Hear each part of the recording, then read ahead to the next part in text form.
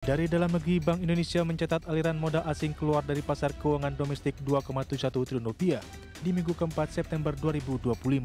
Jual neto 2,16 triliun rupiah di pasar SBN dan 5,06 triliun rupiah di Sekuritas Rupiah Bank Indonesia atau SRBI.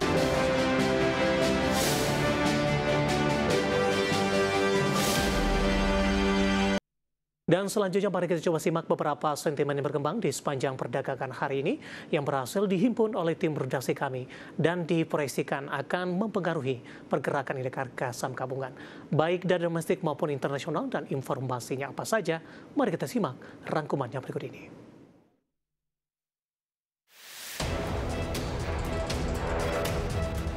Data Biro Analis Ekonomi Amerika Serikat menunjukkan belanja konsumen yang disesuaikan dengan inflasi naik sebesar 0,4% untuk bulan kedua berturut-turut. Indeks harga pengeluaran konsumsi pribadi atau PCE inti yang tidak termasuk produk makanan dan energi serta disukai The Fed naik 0,2% dari Juli. Namun dibandingkan tahun sebelumnya, indeks ini tetap stabil di angka 2,9%. Kenaikan belanja konsumen yang signifikan dan berkelanjutan menambah bukti ekonomi masih solid. Dengan inflasi jauh di atas target 2% The Fed, beberapa pembuat kebijakan ragu untuk menurunkan suku bunga lebih lanjut. Presiden Donald Trump dijadwalkan bertemu dengan 4 pimpinan utama Kongres di Gedung Putih di Senin waktu setempat, di tengah meningkatnya ancaman penghentian operasional pemerintahan atau government shutdown mulai 1 Oktober.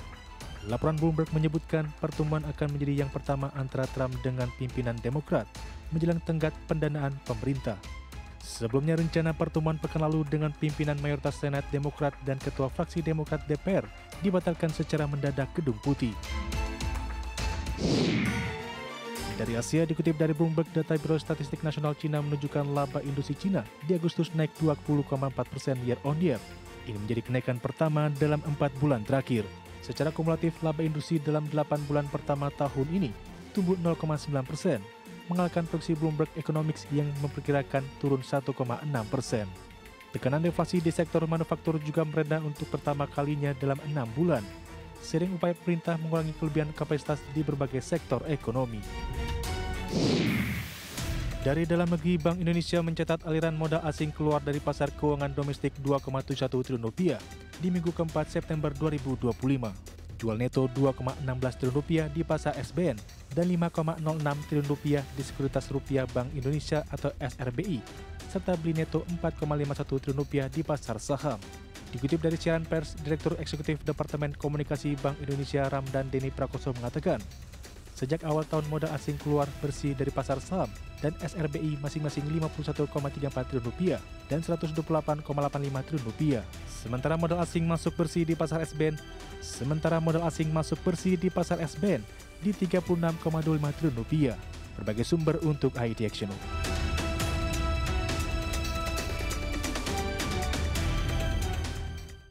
Kita beralih ke informasi komoditas. Harga emas terus melaju maksud kami dan kembali menembus rekor tertinggi di sepanjang masa usai rilis data inflasi sesuai dengan ekspektasi. Harga batubara naik di pekan lalu meskipun masih dibayangi pelemahan permintaan. Sementara harga minyak merosot di awal pekan seiring rencana OPEC Plus untuk kembali meningkatkan produksi di November.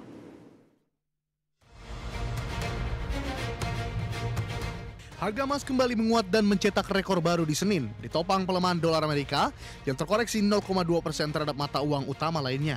Sehingga membuat emas yang dihargakan dalam dolar menjadi lebih murah bagi pembeli di luar negeri.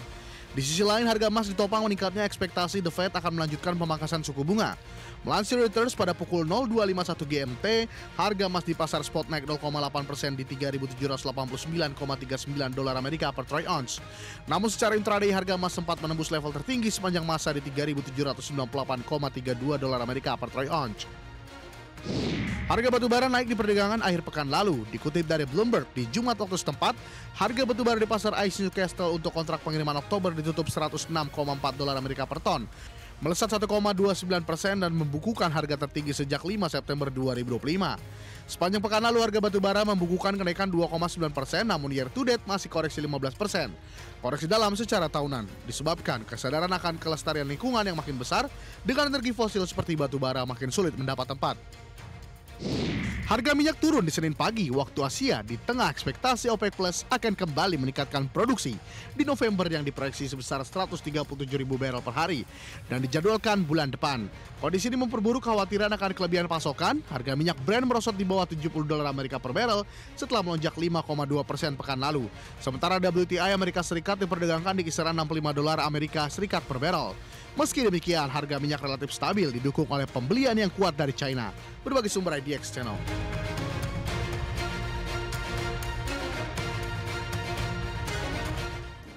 Kita akan coba lihat update terkini pergerakan harga sejumlah komoditas yang berhasil dihimpun oleh tim redaksi kami.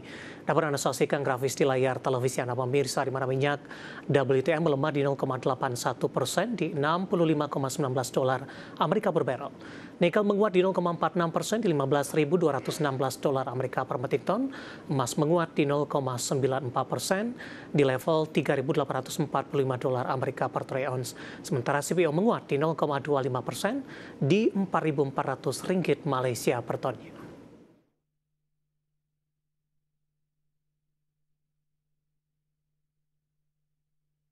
Topik pilihan dan informasi emiten pilihan akan kami hadirkan sesaat lagi. Kami akan segera kembali.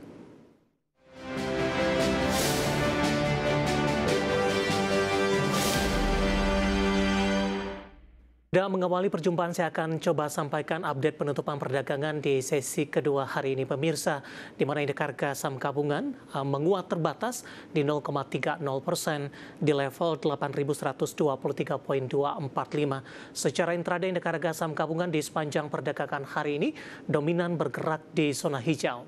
Dibuka di sesi pertama pada pagi tadi di 8.139.579. Kemudian indeks harga saham gabungan mengalami penguatan hingga menyentuh ke intraday tertinggi hari ini di 8.157.330.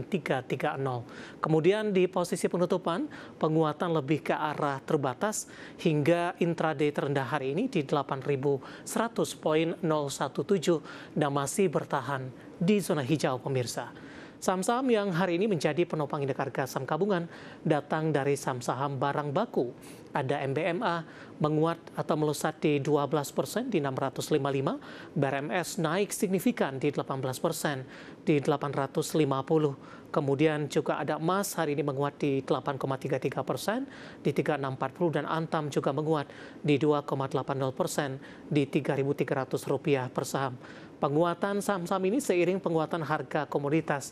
Emas hari ini kembali mencatatkan rekor tertinggi baru di sepanjang masa.